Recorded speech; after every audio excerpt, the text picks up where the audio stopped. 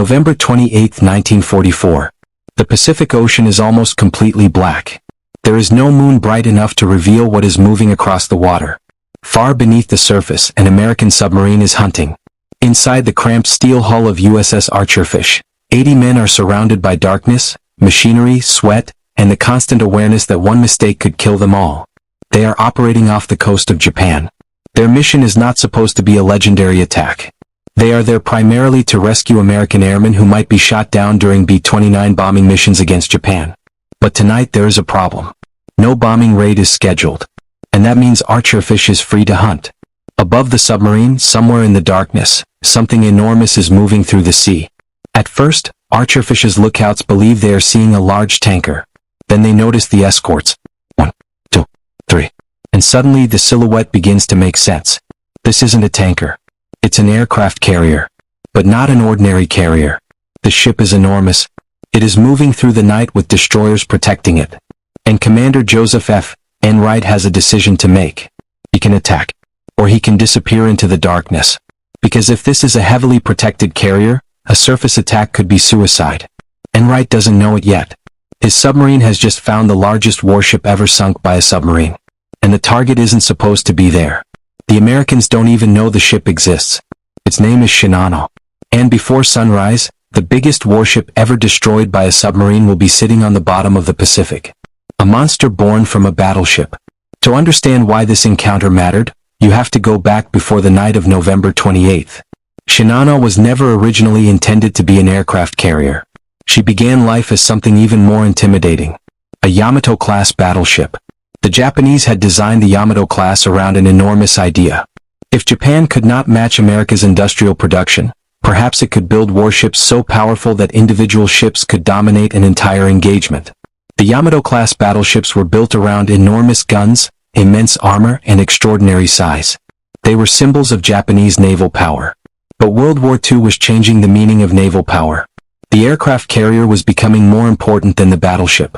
And Japan learned that lesson in the most brutal way possible. At the Battle of Midway in June 1942, Japan lost 4 major fleet carriers. Akagi, Kaga, Soryo, Hiryu. 4 carriers that had helped create the Japanese striking force at Pearl Harbor were gone. The strategic consequences were enormous. Japan needed carriers. And one unfinished Yamato-class hull suddenly became something else. Instead of becoming another giant battleship, the vessel was redesigned as an aircraft carrier. Her name was Shinano. But Shinano would not be an ordinary aircraft carrier. She was conceived as a heavily armored support carrier. Her role was different. She was designed to carry aircraft, replace losses, support other carriers, and transport specialized aircraft. She had an armored flight deck. She was designed to carry advanced aircraft. And because she originated from a Yamato-class hull, she was enormous. The U.S. Navy later estimated her displacement at approximately 72,000 tons. For comparison, that is not merely a large ship. That is a floating industrial city. A steel fortress. A massive carrier built around the hull of one of the most powerful battleship designs ever conceived. But there was a serious problem. Shinano was not finished. And that detail would eventually become one of the most important facts in the entire story. Japan's secret ship. The Japanese wanted Shinano's existence hidden. American intelligence did not have a clear picture of what Japan was building. And for good reason. The Japanese were extremely concerned about American reconnaissance. The Pacific War had become a contest of intelligence as much as guns and aircraft. If American bombers discovered a new carrier, it could become a target. Then, on November 1, 1944, everything changed. A B-29 reconnaissance aircraft photographed Shinano during her final stages of fitting out. The Americans had finally seen her. But they still did not understand what they were looking at. Shinano had remained largely hidden from American intelligence. And now Japan was faced with an uncomfortable decision. Leave the massive ship in port while American aircraft became increasingly capable of striking the Japanese home islands? Or rush her into service? The Japanese chose speed. Shinano was commissioned on November 19, 1944. Her crew had little time. The ship was still incomplete. Some systems had not been fully tested. Watertight integrity was not what it should have been. But Japan was running out of options. The war was moving toward the Japanese homeland. American forces were advancing. American submarines were hunting Japanese shipping. American bombers were reaching deeper into Japan. and the Imperial Japanese Navy was losing the ability to replace its losses.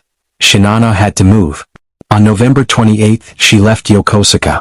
Her destination was Kure, and aboard her was a strange cargo. She carried 50 Oka rocket-powered suicide aircraft and 6 Shinyo suicide boats. This was not a normal peacetime voyage. It was a desperate movement during a desperate war. Shinano was escorted by 3 destroyers. The massive carrier began moving southward, and somewhere nearby an American submarine was waiting. The American submarine. USS Archerfish was not the largest weapon in the Pacific. Not even close. She was a Yamato-class submarine. About 312 feet long. Roughly 27 feet wide. Her surface displacement was around 1,525 tons. Submerged, she displaced roughly 2,415 tons. She carried 10 21-inch torpedo tubes. Her crew numbered around 80 men. Compared with Shinano, Archerfish was tiny. Almost absurdly tiny. The target was a 72,000-ton floating fortress. The attacker was a steel tube moving beneath the ocean. And yet submarines were among the most dangerous weapons in the Pacific. Because a submarine did not have to be bigger than its target. It only had to get close enough. Archerfish had already spent months at sea. Her crew understood patience. They understood boredom. They understood that submarine warfare was often a game of waiting. Sometimes hours passed. Sometimes days. Sometimes an entire patrol could go by without finding the target everyone wanted. And on this particular night, Archerfish was not even supposed to be hunting a carrier. She was assigned to lifeguard duty. Her job was to rescue down B-29 crews. But no raid was scheduled, so the submarine had freedom to search. And that decision would change history. 6 hours in the dark. It was evening. Archerfish's lookout spotted a large ship leaving Tokyo Bay. At first, the identification was uncertain. A tanker? A transport? Something else? But the ship was accompanied by escorts. Commander Joseph Enright began to evaluate the formation. The problem was speed. The Japanese group was moving fast, and Archerfish could not simply race directly toward it. A submarine has a terrible disadvantage against a fast surface ship. The ship can see. The ship can maneuver. The submarine is trying to predict where the ship will be. Enright needed position. Not just speed. Position. Because the torpedoes had to be fired from somewhere useful. For more than 6 hours, Archerfish pursued the Japanese formation. Think about that. 6 hours. In darkness. A submarine stalking a ship that didn't know it was being hunted. The crew had to manage speed, course, navigation, and noise.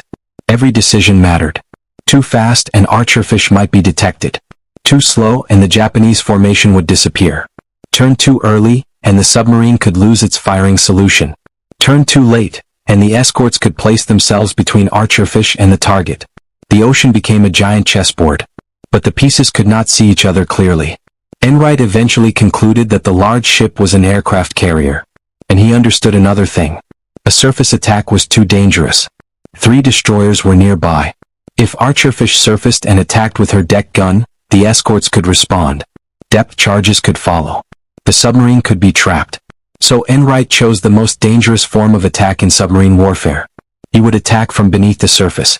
The perfect turn. The night continued. Archerfish maneuvered. The Japanese formation continued moving. The submarine needed the target to cooperate. And then something happened. Shinano turned. That turn changed everything. For Archerfish, the carrier suddenly presented an almost ideal target angle. The distance was approximately 1,400 yards. Now the decision had to be made. Enright had only seconds. The submarine was submerged. The target was moving. The destroyers were nearby. The firing solution was ready. Inside Archerfish, the men knew what was coming. The order was given. Prepare to fire. The torpedo tubes were ready. 6 bow tubes. 6 weapons. 6 chances. The torpedoes were set to run shallow. The intention was to strike Shinano below the waterline. A hit there could allow water to enter the ship. But Shinano was enormous. Even 6 torpedoes might not be enough. And the submarine could not remain exposed. The escorts were dangerous. If the Japanese destroyers detected Archerfish, they could attack with depth charges. So Enright had to strike quickly. And then, fire point 6 torpedoes into the night. The torpedoes left Archerfish. They disappeared into the darkness. For the submarine crew, those moments must have felt endless. A torpedo is a weapon of probability. Once fired, it is gone. The crew can no longer guide it toward the target. They can only wait. Enright remained at periscope depth long enough to see the first impacts. Then, impact. Another. The enormous carrier was hit. But 4 torpedoes ultimately struck Shinano. Not 1. Not 2. 4 torpedoes slammed into the starboard side of the massive carrier. And Archerfish disappeared downward. Enright ordered the submarine deeper. 400 feet. Because now the Japanese escorts would come hunting. Above them was a wounded giant. Below them was an American submarine trying desperately to survive. The giant doesn't sink. From the perspective of the Japanese crew, the situation initially looked survivable. Shinano was massive. Her armor was thick. Her machinery was powerful. Her size gave her enormous reserves of buoyancy. And Captain Toshio Abe did not immediately believe the carrier was doomed. The ship began listing. But the crew responded. They flooded sections on the port side to counterbalance the flooding. The list could be reduced. The ship could still move. And Shinano did move.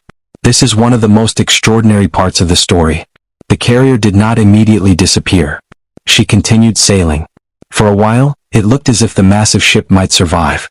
But the problem was hidden beneath the surface. Water was spreading through the ship, and Shinano had a fatal weakness. She was incomplete. The ship had been rushed into service. Some watertight fittings and compartments were not properly prepared. Flooding could move through areas that should have been secured. A completed warship might have been able to isolate damage. Shinano could not. The water kept spreading. The crew fought the flooding. They tried to save the ship. But the damage was not simply 4 holes in the hull. The damage was becoming systemic. The submarine disappears. Meanwhile, Archerfish was doing exactly what she needed to do. Survive. The Japanese escorts were searching. Depth charges were a terrifying weapon. A submarine did not have to be directly hit to be damaged. The pressure wave from an underwater explosion could crush equipment, damage pipes, break batteries, distort hull structures, destroy machinery, and kill men. Archerfish went deep. The crew waited. Above them, the destroyers searched for the invisible enemy. But Archerfish had already completed the most dangerous part of her mission. The torpedoes were in. Now the submarine had to escape. This was submarine warfare at its most primitive and terrifying. One crew was trapped inside a steel tube. The other crew was hunting them from above. Neither side could see the other. Only sonar, water, noise, and intuition connected them. Archerfish survived. And the Japanese formation continued onward. But Shinano was dying. The 36-mile death ride. Shinano continued moving for approximately 36 miles after being hit. That fact alone tells you how enormous she was. 4 torpedoes had struck the largest warship ever sunk by a submarine. And still she moved. Imagine standing on the deck. You can feel the ship beneath your feet. The engines are still working. The ship is still making way. The crew is still trying to convince themselves that survival is possible. But inside the hull, water is moving into spaces it should never have reached. The list continues. Damage control teams fight flooding. Pumps work. Men move through dark compartments. Orders travel across the ship. But the carrier is becoming less stable. And then another critical failure appears. The boiler feed water fails. Shinano loses propulsion. The giant carrier stops. Now the situation changes completely. A moving ship has options. A dead ship has almost none. The destroyers attempt to tow her. But Shinano is too large. The carrier continues to list. The towing attempt fails. And now the largest warship ever sunk by a submarine is effectively trapped. The captain's last decision. Morning comes. The darkness disappears. The ocean becomes visible. And Shinano is still alive. But barely. The ship's condition continues deteriorating. The crew has fought for hours. They have tried to control the flooding. They have tried to keep the carrier moving. They have tried to save a vessel that should never have been forced into combat before she was fully ready. But physics does not negotiate. Water keeps entering. The list grows. The ship becomes increasingly unstable. At 10:18 in the morning, Captain Abe gives the order. Abandon ship. That command is devastating. For sailors, a ship is more than steel. It is home. It is protection. It is the thing that keeps the ocean outside. And now the captain is ordering everyone to leave it. Destroyers come alongside. Men climb over. Some are pulled aboard. Others struggle through the chaos. But Shinano is still moving beneath them. Her massive hull is becoming more unstable. Then, at approximately 10:57 a.m., the carrier rolls completely over. The largest warship ever sunk by a submarine begins her final descent. And she goes down by the stern. Captain Abe remains aboard. He chooses to go down with his ship. More than 1,400 people are lost. More than 1,000 are rescued. Among the survivors are civilian workers. The ship disappears beneath the Pacific. A vessel designed to represent Japanese naval power is gone. And the men aboard Archerfish do not yet understand what they have accomplished. They didn't know what they had sunk. This is where the story becomes almost unbelievable. The American submarine crew knew they had hit a carrier. They knew they had hit something large. But they did not know exactly what it was. U.S. intelligence did not know the full story of Shinano. The Americans did not realize that the ship they had attacked was a converted Yamato-class hull. They did not know its true size. They did not know it was the largest warship ever built at the time. And they certainly did not know that 4 torpedoes had just sent one of Japan's greatest naval projects to the bottom. Initially, Archerfish was credited with sinking a cruiser. Then, based on Commander Enright's observations and sketches, the target was identified as a large carrier. But the real identity of the ship would only become clear after the war. Shinano. The secret carrier. The unfinished giant. The warship born from Japan's most ambitious battleship program. Destroyed by one American submarine. The strange irony of Shinano. There is something deeply ironic about Shinano's story. She was created because Japan needed to adapt.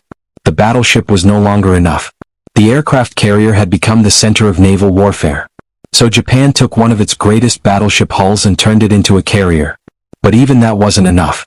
Because the war was no longer about individual ships. It was about logistics, fuel, industrial production, aircraft, pilots, training, intelligence, repair facilities, and the ability to replace losses. Shinano was enormous, but size could not compensate for strategic collapse. She was powerful, but she was incomplete. She was heavily armored, but her watertight integrity was compromised. She was designed to support aircraft, but she was sunk before she could perform her intended operational role. She was supposed to become part of Japan's answer to American industrial power. Instead, she became a symbol of how desperate Japan's situation had become. Why Archerfish won?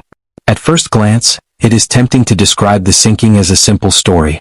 Big ship, small submarine, torpedoes, sinking. But that misses the real lesson. Archerfish won because of positioning, because of patience, because of discipline, because Commander Enright understood what his submarine could and could not do. He did not rush into a surface battle against destroyers. He did not chase the carrier recklessly. He waited. He tracked. He maneuvered. For more than 6 hours. And when Shinano finally turned into an advantageous position, Enright attacked. This is what makes submarine warfare so different from conventional naval combat. The submarine does not need to overpower the enemy. It needs to become invisible. It needs to get into the right position. And then it needs to strike before the enemy can react. Archerfish did exactly that. The weapon that changed the balance. There was another reason this attack mattered. The submarine was one of America's most effective weapons against Japanese maritime power. Japan was an island nation. That meant Japan depended on shipping. Oil had to move. Raw materials had to move. Food had to move. Military equipment had to move. Troops had to move. And American submarines were attacking that system. Every Japanese ship had to consider the possibility that something was watching from below. A submarine could hide for hours. It could remain unseen. And the psychological effect was enormous. A destroyer could protect a carrier from aircraft. But the ocean below remained dangerous. That was the world Shinano entered when she left Yokosuka. A world filled with American submarines. And Archerfish was only one of them. The men inside the steel tube. But behind the strategy was something more human. 80 men. They lived inside a machine that could become a coffin at any moment. There was no easy escape. If the submarine was seriously damaged underwater, survival could become impossible. The men depended on each other. The engineers. The sonar operators. The torpedo men. The lookouts. The officers. The cooks. The electricians. The men who maintained the engines.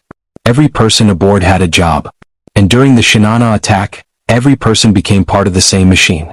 The captain could make the decisions. But the crew had to execute them. The torpedoes did not fire themselves. The submarine did not maneuver itself. The depth controls did not operate themselves. The crew had to remain calm while knowing that Japanese destroyers could be searching above them. They had to trust their training. And they did. Commander Joseph Enright. At the center of the story was Commander Joseph F. Enright. His career had not been without controversy. Before Archerfish, Enright had experienced disappointment in submarine command, but he returned to command. And on this night, his judgment would be tested under extraordinary circumstances. He faced an uncertain target. He had escorts nearby. He had to determine the target's movement. He had to choose whether to attack from the surface or submerged. And he had to decide when the firing solution was good enough. One mistake could have meant nothing. Or worse, a missed attack could have allowed the carrier to escape. A premature attack could have exposed Archerfish to destroyers. A surface attack could have turned the submarine into a target. Instead, Enright waited. And when the opportunity came, he took it. For hits. 6 torpedoes were fired. For hit. That was devastating. The target was enormous, but the location of the hits mattered. The torpedoes struck the starboard side below the waterline. The ship began taking water. Shinano's crew attempted counter-flooding. But the ship's incomplete construction made the damage far more dangerous than it might otherwise have been. The water continued spreading. The carrier continued listing. And the damage control effort could not keep pace. This is an important distinction. Archerfish did not simply punch 4 holes into Shinano and watch her instantly vanish. The sinking took hours. The submarine's attack created the initial disaster. Shinano's structural condition and incomplete state helped turn that damage into a catastrophe. The carrier effectively became its own enemy. Every compartment that could not be sealed allowed the flooding problem to grow. The more water entered, the harder it became to stabilize the ship. The more the ship listed, the harder it became to operate. And eventually the ship lost propulsion. Once that happened, the end was approaching. The ship that never got a chance. Shinano had been built to become something extraordinary. But she barely had time to become operational. She had only recently been commissioned. Her voyage to Kure was not a combat deployment in the traditional sense. She was still unfinished. Her crew was still learning the ship. Her systems were not fully prepared. And yet she was sent to sea. That decision is one of the darkest elements of the story.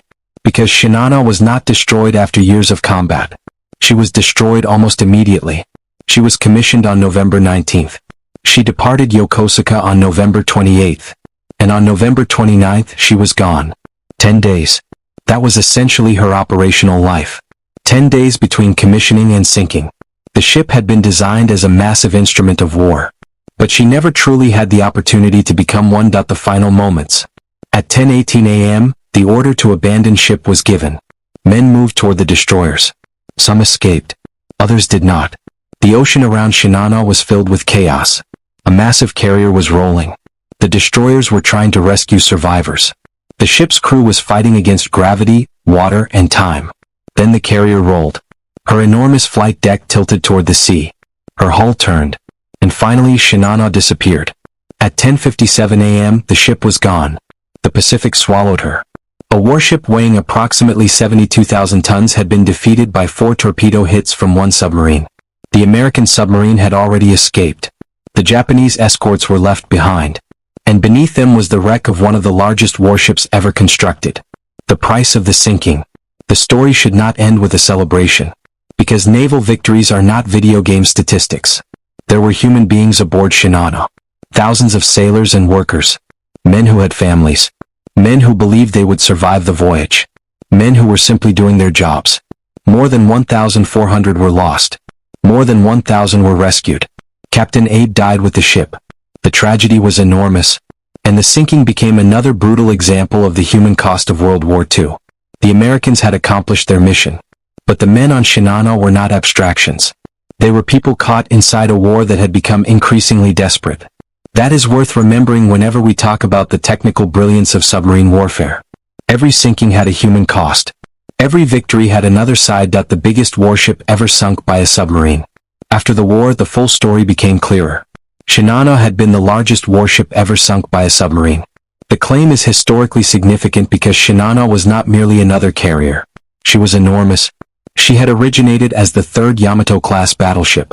She was converted into an aircraft carrier after the strategic disaster at Midway. She displaced approximately 72,000 tons. And she was destroyed by USS Archerfish. One submarine. One attack. 4 successful torpedo hits. A warship that had been built to survive enormous punishment. Gone. And the Americans did it without firing their deck gun. without engaging the destroyers directly, without fighting a surface fleet battle. They simply disappeared beneath the waves. And that was the power of the submarine. The USS Archerfish after Shinano. The story of Archerfish did not end with Shinano. The submarine continued operating. She would go on other patrols. She would continue supporting American operations. She would survive the war. And her crew would eventually learn the true identity of their victim. Imagine that moment. You believe you sank a large Japanese carrier. Then you discover that you actually sank a ship of extraordinary size. A ship that had been hidden from American intelligence. A ship that had originated from one of the most powerful battleship designs in history. A ship that was supposed to become a critical part of Japan's naval future. And your submarine had ended its story. The achievement earned Archerfish a Presidential Unit Citation. Commander Enright received the Navy Cross. The submarine's crew had become part of American naval history. The war was changing. By late 1944, the strategic situation was already becoming increasingly grim for Japan. The United States had overwhelming industrial capacity. American shipyards were producing ships at a scale Japan could not match. American aircraft production was enormous. American submarine operations were becoming increasingly effective. And American forces were moving closer to the Japanese home islands. Japan still possessed formidable weapons. It still had courageous sailors. It still had enormous battleships. It still had aircraft. But the balance of power had shifted. Shinano represented an attempt to respond to that shift. She was an enormous ship designed to help Japan preserve naval strength. But she was born too late. The war had moved beyond the era when one giant warship could change everything. American carrier aviation was proving its value. Submarines were attacking Japanese shipping. Long-range bombers were striking the homeland. And Japan's ability to replace losses was collapsing. Shinano was not just a ship. She was a symbol of a strategy that was becoming obsolete. The battleship era was ending.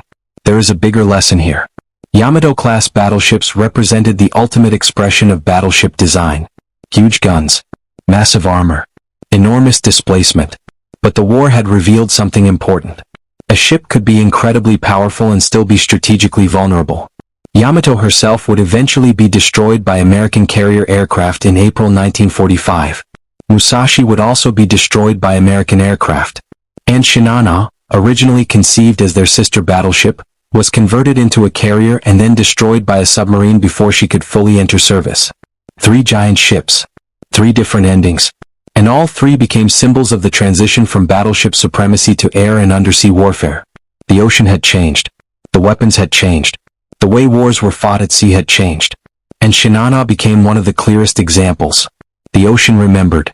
For decades, Shinano remained beneath the water. The ship that had once been a secret. The ship that had been photographed by AB-29. The ship that had sailed under destroyer escort. The ship that had been attacked by Archerfish. The ship that had rolled over and disappeared. All of it became part of the ocean floor. Her story survived through records. Through the memories of sailors. Through American submarine reports.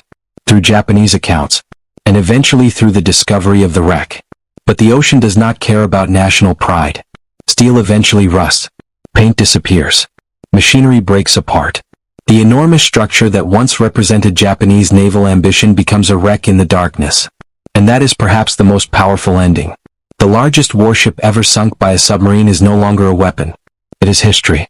The moment that changed everything. Go back to that night. November 28, 1944. Imagine the Archerfish crew watching the silhouette through the periscope. They don't know the ship's true identity. They don't know they are looking at one of the largest warships ever built. They don't know the carrier is incomplete. They don't know its history. They don't know the ship will become famous. They only know that somewhere ahead is a valuable Japanese target. And they have one chance. The carrier turns. The geometry becomes favorable. The range is about 1,400 yards. The order comes. 6 torpedoes. 4 hits. Then the submarine dives. The ocean closes over Archerfish. Above them Shinano continues. For a while. Then the flooding spreads. The ship slows. The ship stops. The crew abandons her. And the giant rolls over. One of the most powerful ships ever constructed disappears beneath the sea. All because a submarine crew spent 6 hours patiently getting into position. Size didn't matter. That may be the greatest lesson. Shinano was enormous. Archerfish was small. Shinano had armor. Archerfish had concealment. Shinano carried aircraft. Archerfish carried torpedoes. Shinano had destroyer escorts. Archerfish had the ocean. And in the end, the smaller weapon won. Not because it was stronger, because it was harder to see. That is the fundamental power of submarine warfare.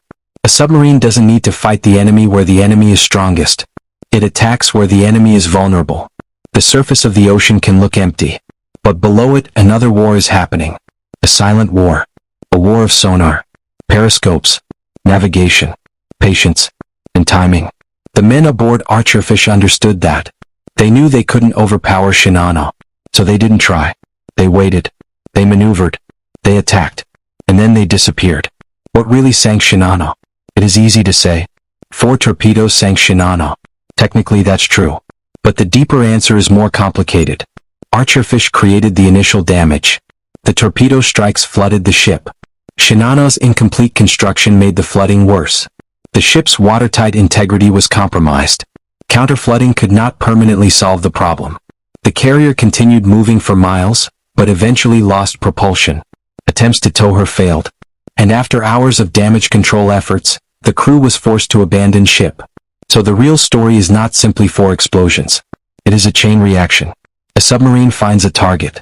A commander waits for the right firing position. Torpedoes strike. Water enters. Damage spreads. A ship tries to compensate. The ship continues moving. The crew fights. The machinery fails. The ship stops. And finally, gravity wins. That is how a giant warship dies.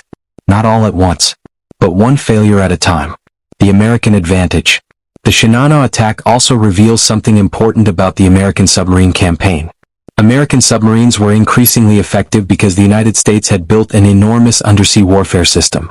Submarines, torpedoes, training, intelligence, patrol networks, aircraft, bases, repair facilities, and crews who learned from every patrol. The weapon was not simply the submarine. The weapon was the entire system surrounding it. Archerfish could operate far from American shores because the United States had built the logistical network to support her.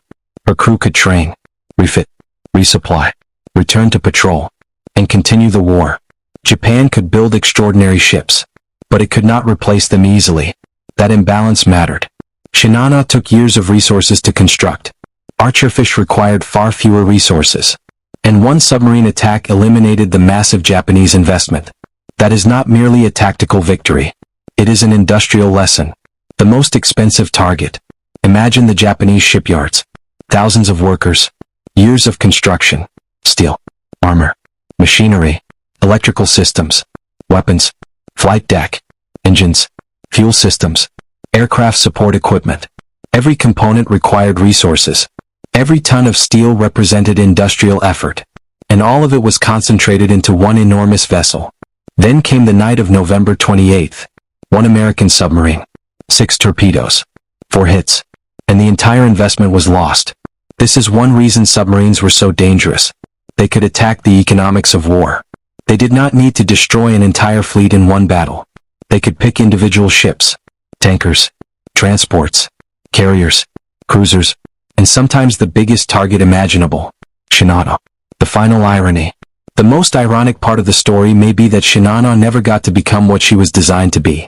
She was meant to support Japanese naval aviation. She was meant to carry aircraft. She was meant to help Japan continue fighting. Instead, she spent almost her entire operational existence traveling toward Kure. She never reached her destination. She never became a mature operational carrier. She never participated in a major battle. She never launched the fleet air operations for which she had been designed. She was attacked before she was truly ready. And she was gone before she could fulfill her purpose. The ship that had been built as a symbol of Japanese resilience became a symbol of Japanese desperation. The men of Archerfish never needed to see the giant fall. That is another remarkable element. The submarine did not need to stay nearby. Enright didn't have to watch Shinano sink. He had already done the important part. The attack had been successful. The submarine had survived. And the crew could disappear. This was the ultimate submarine advantage. The attacker could remain invisible. Shinano's crew had to fight a threat they could not see. Archerfish's crew only had to make one good attack. Once the torpedoes were launched, the ocean became their shield. The Japanese destroyers searched. But Archerfish was gone. And somewhere beneath the waves, the submarine crew waited while the surface battle ended. The discovery of the truth. After the war, the Americans learned more about Shinano. The target was not simply a cruiser. It wasn't just another carrier. It was Shinano. A massive Yamato-class hull converted into an aircraft carrier.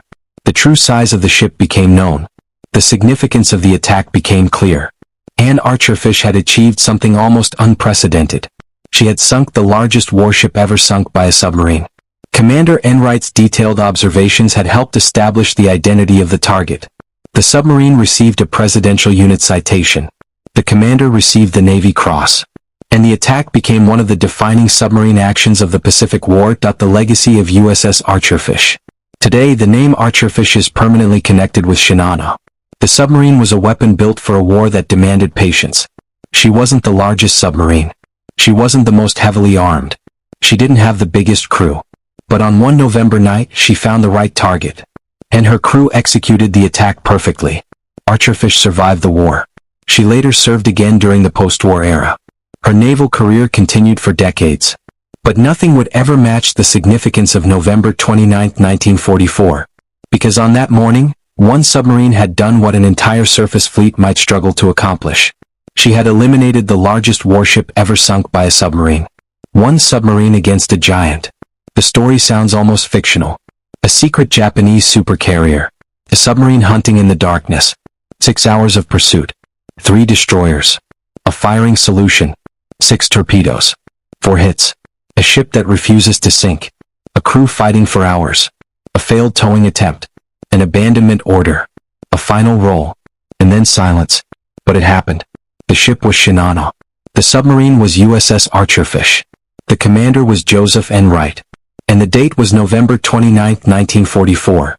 The largest warship ever sunk by a submarine had disappeared beneath the Pacific. The story of Shinano is not really about the biggest ship. And it is not really about the smallest. It is about preparation. It is about intelligence. It is about patience. It is about choosing the right moment. Shinano was powerful. But she was not ready. Archerfish was small. But she was ready. The Japanese carrier had armor. The American submarine had concealment. Shinano had destroyers. Archerfish had patience. And when the moment came, the submarine exploited the weakness of a ship that was never fully prepared to face the danger around it. That is why this story remains so extraordinary. Because the ocean did not reward the largest weapon. It rewarded the weapon that could remain unseen long enough to strike. The last image. Picture the Pacific Ocean today. No aircraft roar overhead. No destroyers sweep the surface. No torpedoes race through the darkness. No sailors stare through a periscope. Just water. Thousands of feet of ocean. And somewhere beneath it lies the remains of Shinano. A ship that began as a battleship. A ship transformed into a carrier. A ship built in secrecy. A ship rushed into service. A ship that sailed only a few days. And a ship that became the largest warship ever sunk by a submarine. Above her, the ocean looks peaceful. But beneath it is the final chapter of one of World War II's most remarkable naval encounters. A giant built to survive the war. A submarine built to hunt beneath it. And a few minutes on a dark November night that changed both of their stories forever. The giant never reached Kure. The submarine never had to see it sink. 4 torpedoes were enough to begin the chain reaction. And after hours of fighting against flooding, machinery failure, and gravity, Shinano finally rolled over. The Pacific closed above her. And USS Archerfish disappeared into the darkness. The world would eventually learn what had happened. But on that night, the crew of Archerfish didn't know they had just made history. They only knew one thing. They had found a target. They had taken their shot. And they had survived. That is the story of how a single American submarine sank the largest warship ever sunk by a submarine. Not with bigger guns. Not with more ships. Not with overwhelming force. But with patience, precision, and 6 torpedoes launched from the darkness. For found their mark. And one of the greatest warships ever built disappeared beneath the Pacific.